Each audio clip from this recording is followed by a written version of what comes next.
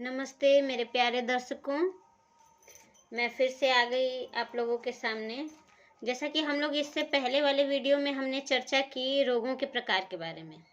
तो रोगों के प्रकार के बारे में हम चर्चा तो कर रहे हैं, लेकिन इसका मतलब ये नहीं है कि हमने पूरा स्वास्थ्य विज्ञान पढ़ डाला है। इसका मतलब ये है कि हम लोग सामान्य रूप से कुछ छोटी छोटी चीज़ें जो दैनिक जीवन में जो रोग हैं उनसे हम ग्रसित हो जाते हैं, उनके बारे में मैं सामान्य बीमारियों के बारे में बात कर रही हूँ। तो ये जो है हमारा रोग से संबंधित पार्ट 2 है। इसमें एक मैं रोग के बारे में आप लोगों से बात करना चाहती हूँ, वो है टाइफाइड। टाइफाइड रोग को हम लोग, जो गांव में एक प्रचलित नाम है इसका, मियादी बुखार या इसको मोती झरा भी कहते हैं। तो ये जो रोग है टाइफाइड रोग, ये साल्मोनेला टाइफी नामक बैक्टीरिया से फैलता है, यानी ये एक बैक्टीरिया जनित रोग है। और ये जो बैक्टीरिया है ये मुख्य रूप से जो हमारी आंत है, ये आंत के ऊपर अटैक करता है। अच्छा, ये फैलता क्यों है? तो ये भी एक तरह का संक्रामक रोग है जो कि दूषित जल से और दूषित भोजन के संक्रमण में आने की वजह से ये फैलता है। अच्छा, अब हम समझेंगे कैसे कि हमें टाइफाइड रोग हो गया है, इसके क्या लक्षण हैं। तो इसके जो लक्षण है, ये शुरू में आपको सर्दी जुकाम या फ्लू जैसे लक्षण देखने को मिलेंगे। फिर आपको तेज बुखार आएगा और शरीर का जो तापमान है वो घटता बढ़ता रहता है। यानी कभी तुरंत से लगेगा कि हाँ बुखार एकदम उतर गया है, उसके बाद कभी लगेगा कि बुखार बहुत तेज है, उल्टी भी हो सकती है, दस्त भी हो सकता है, या फिर कब्ज की भी शिकायत इसमें हो जाती है। और शरीर जो होता है वो बहुत कमजोर हो जाता है और कभी कभी दाने दाने जैसे दिखाई देने लगते हैं, इसीलिए इसका नाम मोती झरा भी रखा जाता है। और ये बहुत ही खतरनाक होता है, क्योंकि अगर समय रहते हमने डॉक्टर से उचित परामर्श नहीं लिया, दवा नहीं कराई, तो ये जो साल्मोनेला टाइफी बैक्टीरिया होता है, ये ऐसी गंभीर स्थिति पैदा कर देता है कि हमारी आंतों में छेद तक कर देता है। इसीलिए अगर कुछ समस्या आपको महसूस हो रही है, ऐसा लक्षण आपके अंदर है, तो तुरंत आप डॉक्टर से संपर्क जरूर करें।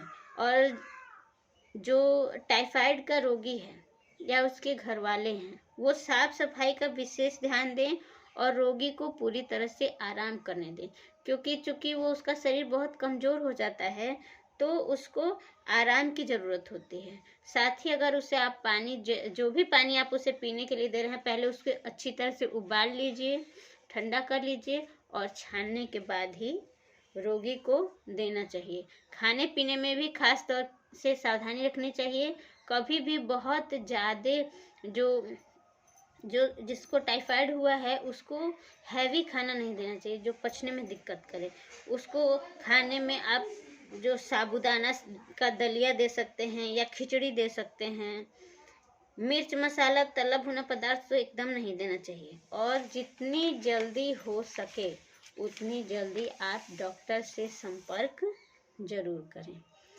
एक और रोग जो होता है जल के माध्यम से फैलता है, वो है दूषित जल या भोजन के माध्यम से फैलता है, वो हैजा है। और हैजा बहुत ही तेजी से एक से दूसरे व्यक्ति के संपर्क में आने से, उसके दस्त के या उल्टी के संपर्क में कोई आ जाता है, और खास करके मक्खियाँ इसे बहुत तेजी से एक जगह से दूसरी जगह फैलाती हैं। तो ये भी एक दूषित जल या भोजन से फैलने वाला जो रोग है, हैजा रोग, ये भी एक खतरनाक रोग है। अतिसार है। अतिसार में भी, जिसको गांव में कहते हैं कि जो बच्चे माड़ की तरह लैट्रिन करते हैं, आंव पड़ जाना जिसको बोलते हैं, वो है अतिसार। और इसमें जो होता है पतली दस्त होती है, बार बार होती है। किसी बच्चे में झाग जैसा भी हो सकता है या माड़ जैसा भी हो सकता है, या वो रेड कलर का भी हो सकता है। तो इसमें भी खास करके सावधानी रखना चाहिए कि जितना जल्दी हो सके, बच्चों में खास करके अतिसार देखने को मिलता है, तो जितना जल्दी हो सके डॉक्टर से संपर्क करें और उचित इलाज लें। अच्छा, पिछले वीडियो में हम लोगों ने भोजन के ऊपर बात किया था कि हमारा आहार उचित होना चाहिए। तो संतुलित आहार तो हम लोग सभी जानते हैं कि संतुलित आहार में जो 6 होते हैं पोषक तत्व होते हैं वो होने चाहिए। जैसे सबसे पहली चीज़ तो कार्बोहाइड्रेट और वसा, इन 2 चीज़ों से हमें ऊर्जा मिलती है। जो कार्बोहाइड्रेट होती है उससे हमें इंस्टेंट एनर्जी मिलती है, यानी तुरंत हमें एनर्जी मिलती है। जबकि जो वसा होती है वो पचने के बाद वो एक तरह से संचित ऊर्जा हमें देती है। प्रोटीन होता है, ये प्रोटीन हमारे शरीर में टूट फूट और नव निर्माण का काम करता है। खनिज लवण होते हैं या विटामिन होते हैं, ये हमारी प्रतिरोधक क्षमता को, यानी कि आप इम्यूनिटी पावर कह सकते हैं, इसको बढ़ाने का काम करते हैं। और जल तो भाई सभी लोग जानते हैं, जल तो हमारा जीवन ही है। जल के बिना कहाँ जीवन संभव है। यानी भोजन में क्या है, एक तो हमें संतुलित आहार लेना चाहिए, बाहर की चीज़ों से या फास्ट फूड को खाने से बचना चाहिए। साथ ही अगर हम घर में भोजन कर रहे हैं तो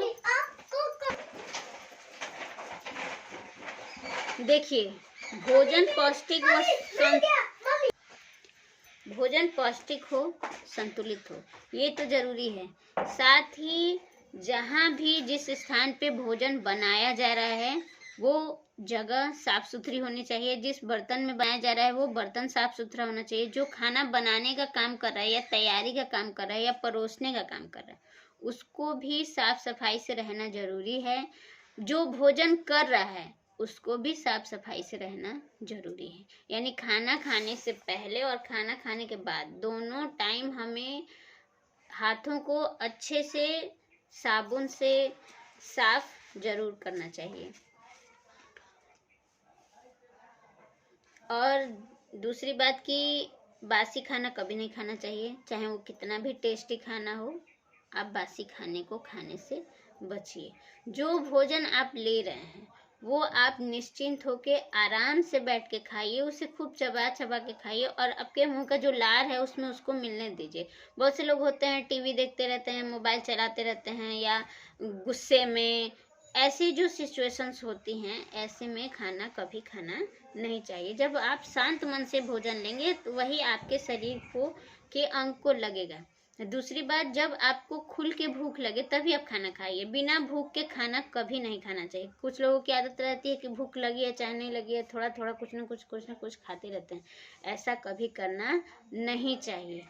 दूसरी और बात है कि अपनी भूख को भी कभी मारना नहीं चाहिए।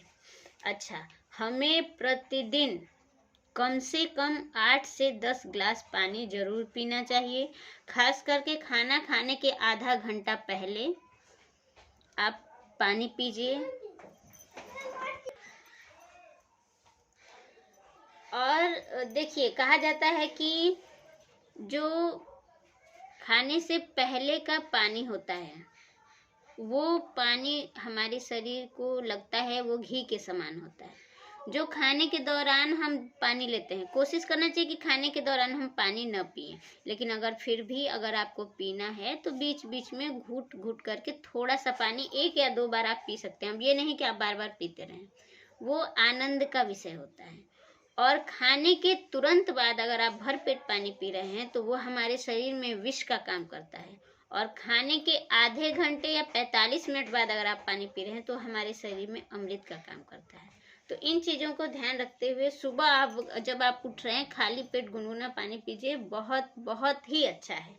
और इस समय ठंडी के मौसम में खास करके जब आप सोने लगते हैं, एकदम आप बेड पे जा रहे हैं, आपको पता है कि अब मुझे कुछ खाना पीना नहीं है, तो जिन लोगों को सर्दी जुकाम की शिकायत रहती है या गले में खराश की शिकायत रहती है तो मैं उनको रामबाण इलाज दे रही हूँ कि वो एकदम चाय की तरह गर्म पानी 1 गिलास फूंक फूंक के पीजिए और आप सो जाइए। 3 दिन के अंदर आपका चाहे जैसा भी सर्दी जुकाम बुखार होगा, चाहे गले में कैसी भी दिक्कत होगी, वो ठीक हो ही जाना है। साथ ही ज़्यादा मिर्च मसाले वाला भोजन, चाहे वो स्वस्थ हो चाहे रोगी हो, किसी के लिए भी अच्छा नहीं है। तो ज़्यादा कभी कभी हो जाता है, लेकिन हमेशा तेज मिर्च मसाले वाली चीज़ें नहीं खानी चाहिए। और कोशिश करना चाहिए कि मौसमी जो भी चीज़ें उपलब्ध हैं उसको खाएं, उसको सस्ता या महंगा ना देखें। बहुत सी ऐसी सस्ती चीज़ें हैं जो महंगी चीज़ों के बराबर ही पौष्टिक होती हैं। जैसे आप एक अमरूद खाइए या एक सेब खाइए, आप एक चुकंदर खाइए या एक अनार खाइए, एक ही बात है। तो अब मैं देख रही हूँ कि वीडियो बहुत लंबा हो रहा है, तो आज का वीडियो हम लोग यहीं पे ख़त्म करते हैं। और मैं आप सभी से हाथ जोड़ के ये सिफारिश कर रही हूँ कि आप लोग मेरे वीडियो को लाइक करिए और इसमें कमेंट करिए, इसको अधिक से अधिक शेयर करिए और मेरे सब्सक्राइबर को बढ़ाइए। जितना सब्सक्राइबर बढ़ेंगे मेरा आत्मविश्वास बढ़ेगा, मेरी इस काम में रुचि बढ़ेगी, तो मैं और अच्छे से अच्छे जो चीज़ें हैं सेल्फ स्टडी या किसी की मदद से भी मैं ले आऊँगी और अच्छी अच्छी चीज़ों से मैं आप लोग को वाकिफ़ कराऊँगी। और हाल ही में अब एग्ज़ाम होने वाले हैं हाई स्कूल और इंटर के बच्चों के लिए, तो वो किस तरीके से अपने आप को लो फील ना करें, कॉन्फिडेंट फील करें और अच्छी से अच्छी तैयारी करके अच्छे से अच्छे नंबर पा सकें, उसके ऊपर भी मैं एक वीडियो बनाऊंगी। इसके लिए मैं चाह रही हूँ कि कम से कम मेरे 50 सब्सक्राइबर हो जाएं, उसके बाद ही मैं वो वीडियो बनाऊंगी। तो आप लोग प्लीज़ मेरी हेल्प करिए और मेरा उत्साहवर्धन करिए। एक से एक उल्टे सीधे लोग वीडियो बनाते हैं और उनको लाइक करने वाले, शेयर करने वाले लोग कितने होते हैं। मैं तो एक अच्छी चीज़ को लेके आगे बढ़ रही हूँ, तो आप लोग प्लीज़ मेरा सपोर्ट करिए। Thank you.